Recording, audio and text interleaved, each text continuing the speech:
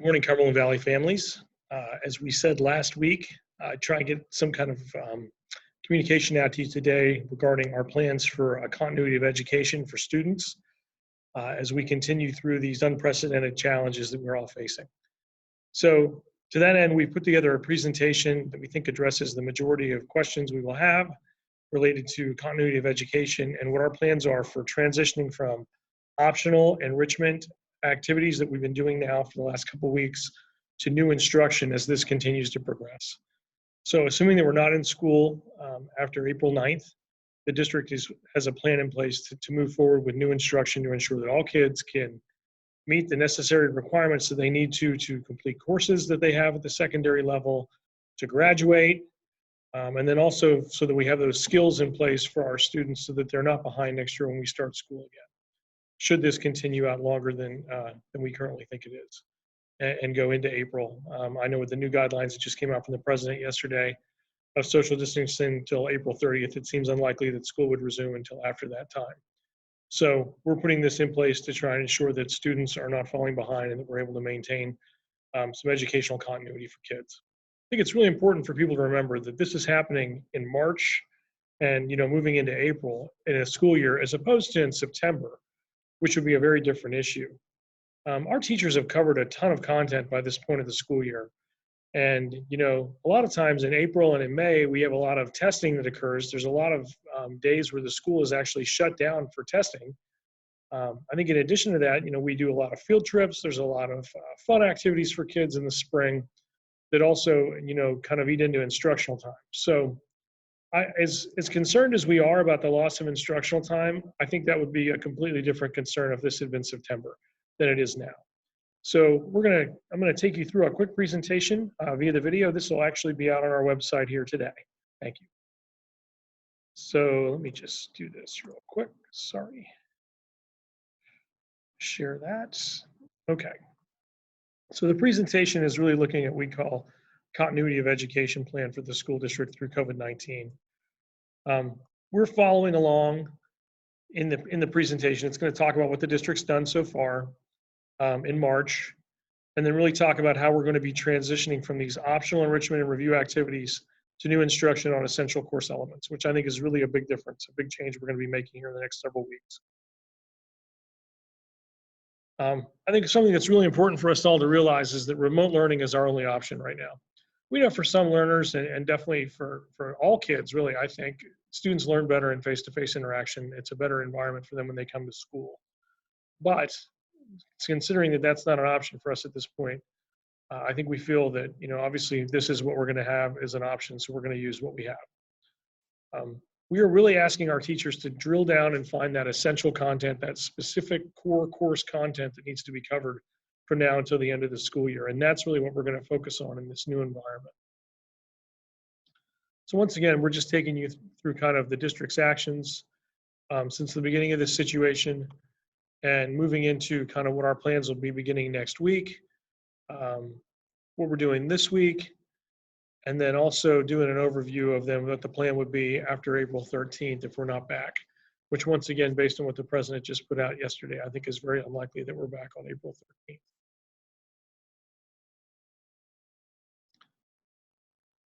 So some questions we've received from families, I think they're very reasonable, is I can't manage all this all at once. Like what's going to happen? School is not going to look the same for anybody.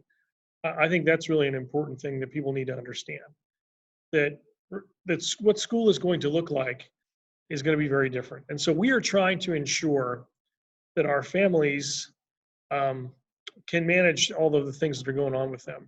So instruction is going to be asynchronous, which means that our teachers are going to provide instructional content for teachers or for students at home, but students can access it whenever. They can access the resources whenever. They can access the work whenever.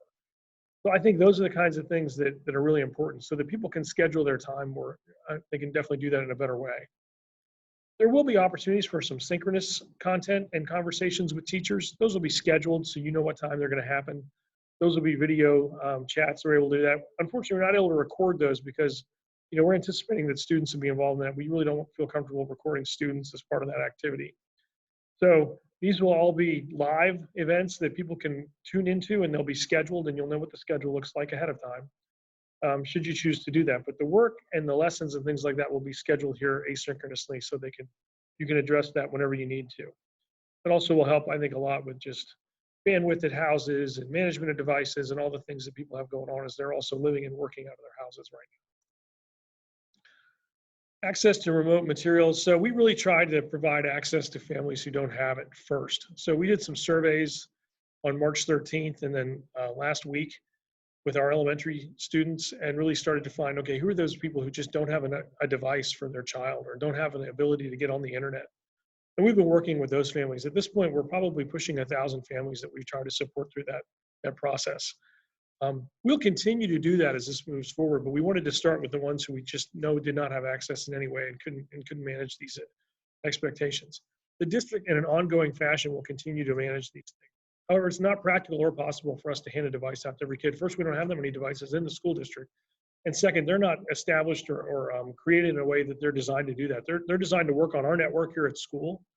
And we have to completely change the way they're configured to hand them out to somebody.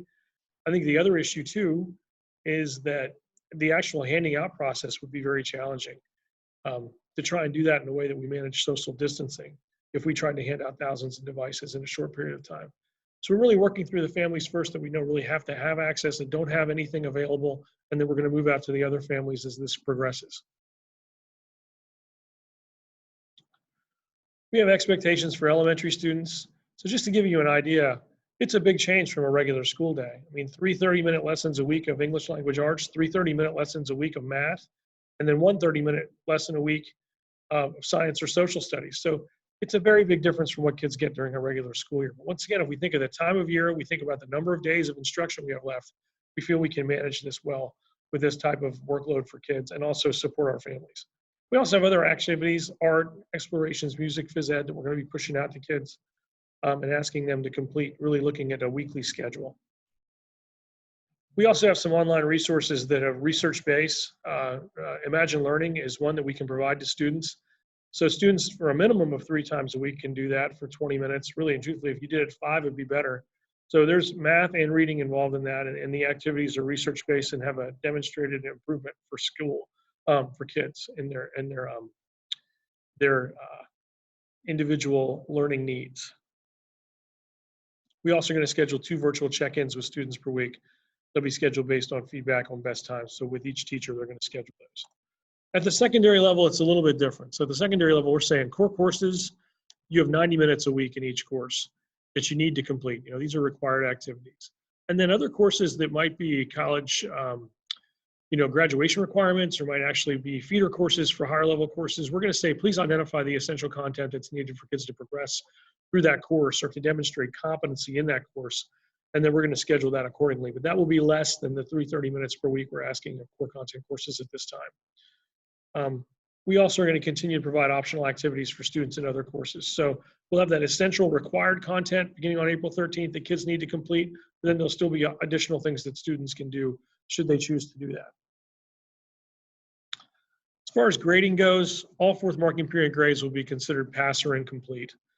A passing grade in a course for the 4th marking period will result in students getting the same grade they had at the end of the 3rd marking period. So whatever you had at the end of the 3rd marking period is what you're going to have. Having said that, if you're failing right now in a course, there is an ability for you to move your grade up and to pass. We think that's essential for students to do that, but it's not going to be graded in any way similar to what we normally do during the school year. We just know that the challenges some families are facing with access, we know with the time constraints that people have, and we just know that it's just not reasonable for us to do that in the same way that we normally would. So we have that all listed here for you so that you can read it, and then if there's specific questions, there will be a frequently asked question guideline that is also going out with this.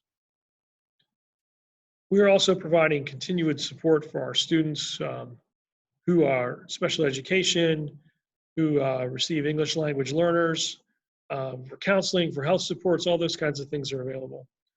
And that information will be forthcoming. Our special education staff will actually be reaching out to families today to discuss exactly what types of services we can provide and what kind of supports we can provide for students in their IEPs. I think the Kurma Perry Vocational Technical School is probably experiencing some more significant challenges than we are. Some of the coursework they do there is really hard for them to duplicate online. So they're currently working on a continuative education plan, and that will be forthcoming here shortly as well. We also know that we have students who are in other out-of-district placements. We're reaching out to them individually and trying to work with them specifically on the best way to move forward and to support kids. Finally, we're in this together. I mean, there's no doubt about that. This is not going to be a perfect solution. We know it is not, but it's the one we can implement right now given the challenges we're facing. Our partnership with you is always important, with our families and with our parents and caregivers and our students, but it's more important now than ever as you transition to new roles and supporting students at home. We know that for some kids that's going to be really challenging, for really young learners or for students with specific learning challenges.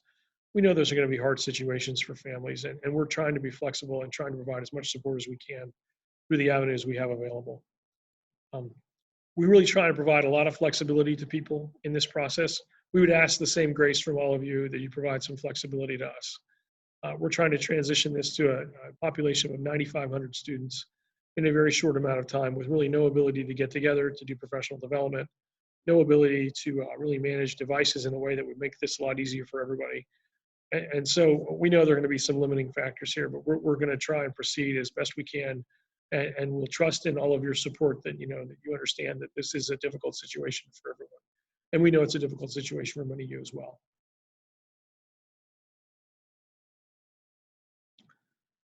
We appreciate everybody. We appreciate all your hard work and the support you've shown our teachers and specifically of our district.